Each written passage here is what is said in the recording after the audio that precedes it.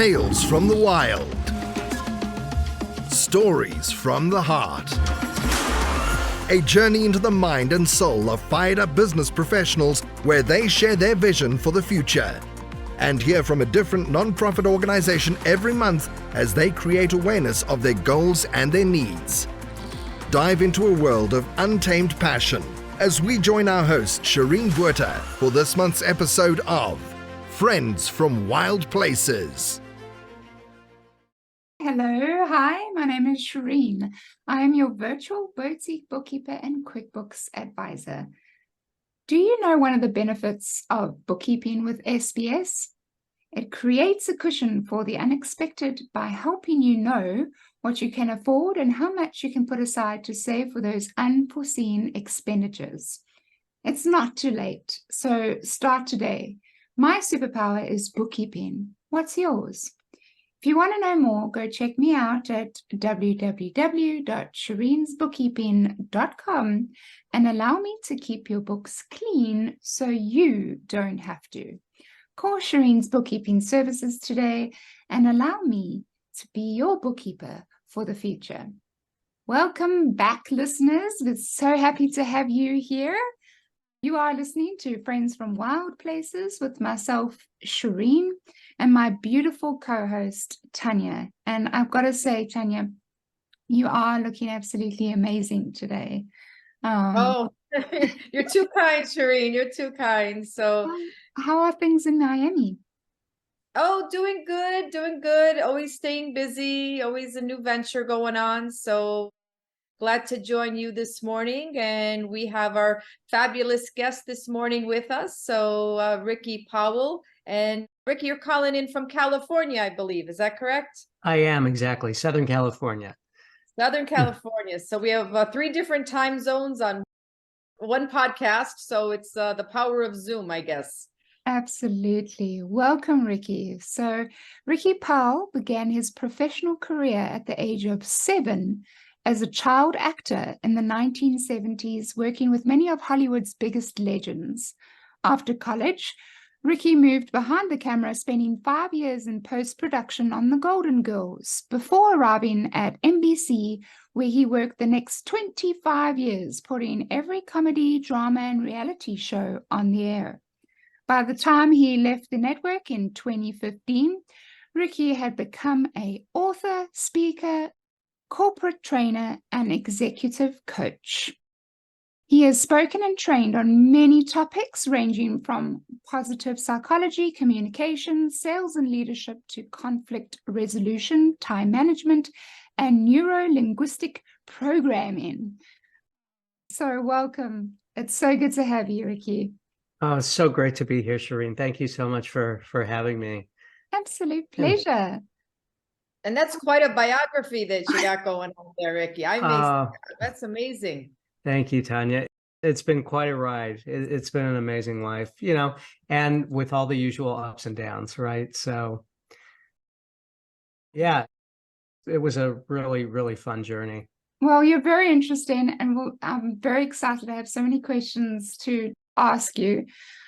But before we start, I know a few podcasts ago, we spoke a little bit about a gentleman by the name of Michael Knowles, who is an actor, commentator, author, and media host. He's also now got his YouTube channel. We did speak about it briefly.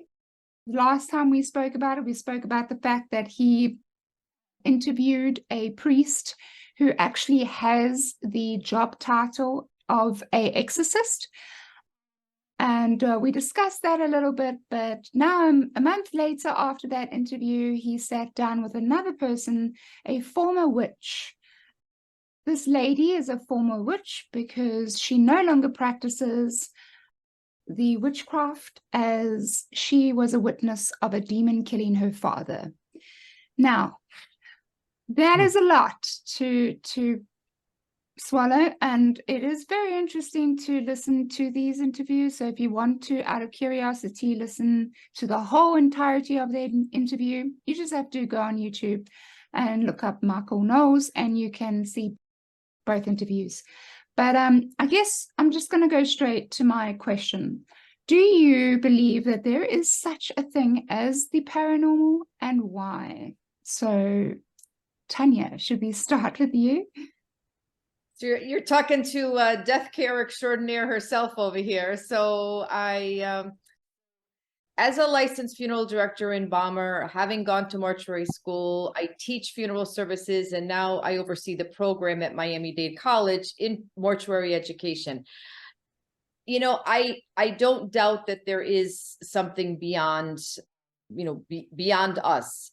And having brought up Roman Catholic as far as the religion, I believe that my viewpoints have expanded over the years because I teach world religions related to funeral services to be able to be proficient in providing service and care to all religions, all ethnicities, all cultures. So, for example, our world religions, have different protocols for caring for the deceased.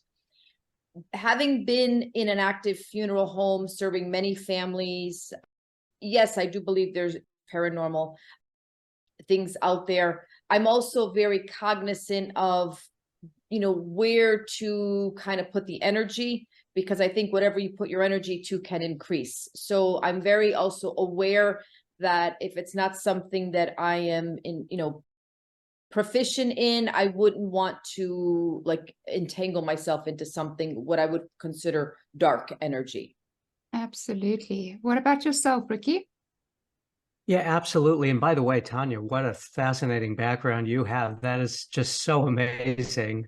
I mean, I could spend all day, offline talking about this, but yeah, Shireen, I definitely do. And I think to me, I just have always known that there are these forces out there of good and evil. And I think that transcends so many different topics. And to me, this is one of them, right? And listening to the interview where he was speaking with the witch about witchcraft and all the different colors and white magic and black magic and all of that sort of thing. It's very similar to me, with the good versus evil. And so there's not a doubt in my mind that energy exists.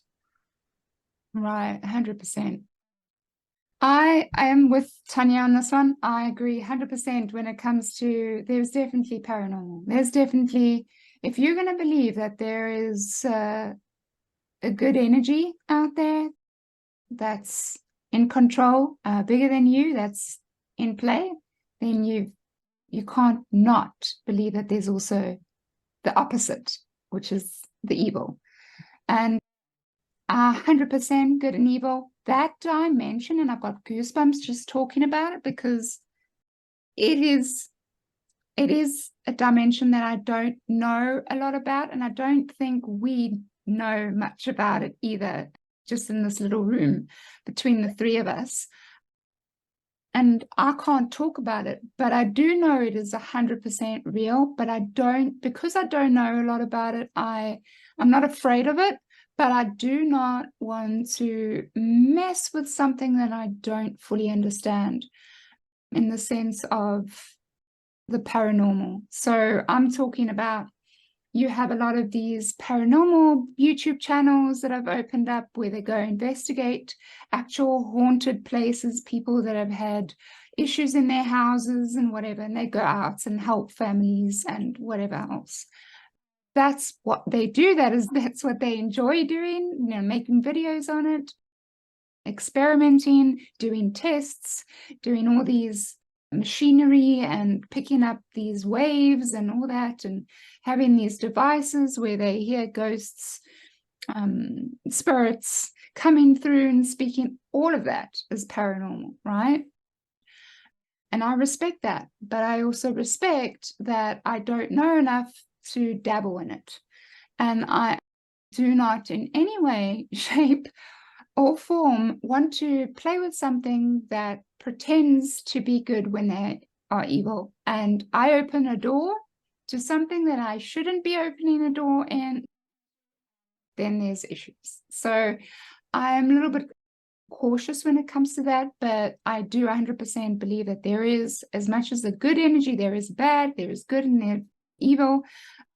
It's in every great classical movie back until, years old, you know, great storybooks, always with a good and an evil storyline. So it's there. It's always been there in our entire history of being on this earth. So that's what I believe. Yeah. And so thanks it's for literally like that Pandora's box that we all know about, right? Once you start, you know, you just open up this whole Pandora's box of the unknowing. Right, right. It's very interesting. And probably why I was so interested in the first place when I started listening to Michael Knowles and I stumbled over the interview with the priest. I've already said this to Tanya. I had no clue that that was a real thing, that there's a job title out there in the priesthood of being a exorcist, and that's his job. That's what he does. So, Yeah. and then, you know, it's very interesting, and I'm quite happy to actually listen and learn from the different interviews. And I'm curious, Shireen, are you yeah, familiar with Napoleon Hill, Napoleon Hill's work? He wrote the book Think and Grow Rich. I think it was in 1938. It became kind of the Bible of personal development. But what was fascinating to me is he wrote another book, I believe that same year, called Outwitting the Devil. Have either of you, are you familiar with this book? The first book, yes, not the second. Okay, so Outwitting the Devil was so fascinating to me. And you can actually go on YouTube and type in Outwitting the Devil, and the entire thing is there in the form of an interview. And it was just so brilliant, I thought. And it shows what a genius Napoleon Hill really was, because he was so far ahead of his time. And in essence, he's the protagonist, Mr. Earthbound, interviews the devil to have him divulge all of his secrets of how he controls the mind of man. And it's based, I believe, on like 7 fears: fear of poverty, fear of illness, fear of death, you know, fear of loss of love, all of these sorts of things. And it's just absolutely amazing. It's a great read and or listen on YouTube. oh wow. I'll definitely check it out. Yeah, no, definitely. Thank you for that, Ricky. 100%. Definitely something that I would look further into. But Ricky, so we have the quote of the day when it comes to our podcast. So today the quote is, "Your personal philosophy is the greatest determining factor in how your life works out." And this is by Jim Rohn. And this is a quote that was picked out specifically by Ricky.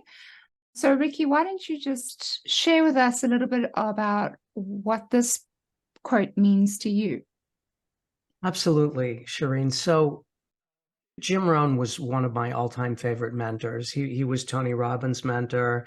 And as soon as I learned that, I dug into everything Jim Rohn ever did, said, taught, all of that. And I could quote him all day long. So it was very hard to pick one, but this is the one that I've used in so many presentations. And what I love about it is just, to me, points out, again, Tanya, as you were saying, you know, where you put your attention, energy increases.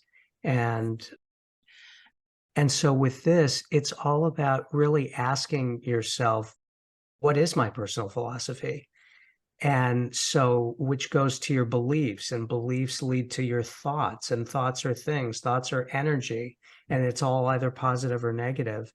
So I got to thinking about that question. And for me, I thought, you know, I really believe that everything happens for a reason. And in presenting this so many times, there are many people on board with that and subscribe to that theory. And then I also met many people who say, well, I can't really buy into that, because if everything happens for a reason, why are there such horrible things in the world like cancer and the Holocaust and hunger and, you know, all of those sorts of things? And I totally understand that. And so then I thought a little more, because I wanted to make it a more universal philosophy. And so I had a slide that I would show that said everything happens for a reason. And then I just slowly faded in a red line, crossing out the last 3 words, for a reason, leaving everything happens. That's And right? I mean, yeah. there's no disputing that, right? I think everyone can agree that everything happens. And so at that point, life really becomes maybe 10% what happens and 90% how we respond to it. Right. So we can rename it your quote, Ricky, right? I like that. Yeah, that's right. Everything happens.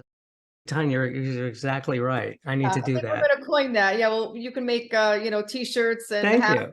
marketing. Yeah.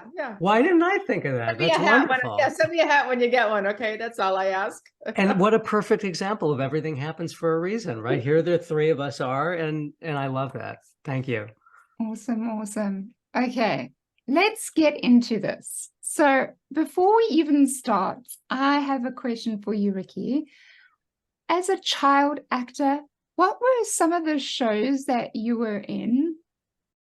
Maybe I know some. Yeah, absolutely. So the first show I ever did, I was maybe 7, 8, 9 years old, was an episode of Bewitched, the show Bewitched, speaking of witchcraft. And it really was my favorite show. And so I played Mrs. Kravitz's nephew, and it was about Samantha trading places with the good tooth fairy for the evening. So Samantha was in the good fairy outfit, and I came over and found her in that. And then the next year they had me back to do a different character. I was babysat by Esmeralda, which was fun too. So she took my stuffed animal bear and turned it into a real bear, and it was a lot of fun. And then from there went on to do many more shows. I did a night gallery called The Messiah on Mott Street with Edward G. Robinson and Yaphet Kotto and Tony Roberts. And then Mod Squad, Owen Marshall, The Rookies, The Rockford Files, lots of those old staples from the 70s. And then commercial-wise, I did the very first Eggo waffle commercial. I don't know. I don't think you're familiar with it over there, but I've heard of Eggos. I have heard of okay. Okay, you have. Oh, nice. Not here in South Africa. I learned about it when I was in America, but yes. Oh, yeah. So in fact, that's on YouTube too. You type in Lego My Eggo, I'm in a red shirt. And so yeah, it was really fun. And the last 2 things I did, I was around 18 or 20 years old. I had one line in the movie Airplane 2, and I was in Tom Cruise's second movie called Losing It, which most people have not heard of. It was with Tom Cruise and Jackie Earle Haley and Shelley Long. So, Wow. yeah. Well, was your background, was your family history, is it a lineage of that, or is it something? No, this was something, Tanya, from the time I could talk, I just pointed to the TV and said, I want to be in there. I thought it was so cool. And as it turns out, in the first grade, when I was about 6 years old, I became best friends with a kid who was on a series at the time. So his dad helped me get an agent, and that's how the whole thing started. Wow. Just a random question. So I haven't watched TV. It's got to be, I think it's going on almost 30 years. I don't own a TV. Oh, congratulations. I love that. But the time period that you're describing, I was actively watching a lot of the shows that you were describing. What age was the Bewitched, like the grandmother, the mom and Tabitha? How old were they actually, roughly? Right. Well, Tabitha, Aaron was just, I think, a few years younger than myself. So back then, probably 6. But I mean, she was on from the time she was a baby, and we kind of watched her grow up on the show, which was cool. Yeah. So about 6. Okay. And I'm not sure about Agnes Moorehead. I'm not sure how old she was at the time. I didn't have any scenes with her, actually, with Agnes Moorehead. Oh, interesting. I grew up watching Bewitched. So it was me, my mother, and my grandmother. So I would pretend that was the family. So I could so it resonates with me with the Bewitched family. Yeah, I love that. That's great. Thank you for sharing. Oh, my pleasure. And I have to say, I'm always so fascinated and just impressed when someone like yourself will say, like, I don't own a TV, I haven't watched in 30 years, because that's one of the things Jim Rohn used to talk about as well. You know, people would get TVs and then bigger TVs and bigger. And he told a story once of how one of the people in his presentation was talking about this amazing, you know, big TV that he had just gotten. And Jim Rohn looked at him and he said, "How much did that cost you?" And he said, you know, whatever the amount was, 700, 2000, however, whatever the dollar amount was. And then he said, "No, how much did it cost you?" Meaning, what did you have to give up to watch that television? You know, how much reading didn't you do? Or, you know, how many people didn't you help? Or, you know, that type of thinking. And I think it's so true, you know. Yeah. It's a great place to unwind for a while, but at the same time, it comes at a cost. Right. Right. I agree with that. I think I don't watch much TV either, so, but I do spend a lot of time on YouTube, where I watch Right. channels there. So, Yeah. right. So I want to know a little bit about who you are, just so that myself and Tanya and the listeners can get a little bit of a taste of who you are. Go ahead. Well, I was about to say, all those years that I was at NBC and putting all those shows on the air, I remember a time when I kind of took a step back and thought, there's really a reason it's called programming, right? Because it's just a one-way conversation, and you know, so much is put into the content and all of that, especially, of course, when you're talking about news and things like that, but even in entertainment programming. And so I always had the entrepreneurial bug. I knew it's never great to put all your eggs in one basket. So even all those years I was there, I was doing, and I was working like 60 to 80 hours a week. I would be doing other things on the side, whether it was, you know, investing in gumball machines that I would place, and on my way into work, I would roll quarters, you know, or, oh gosh, just all kinds of different things, which eventually led to coaching, by the way. But I just felt like I wanted to one day step up and serve on a higher level. And so that's what I've been trying to do for the last several years. My first 9 years there were very challenging because of this sociopath I was working with.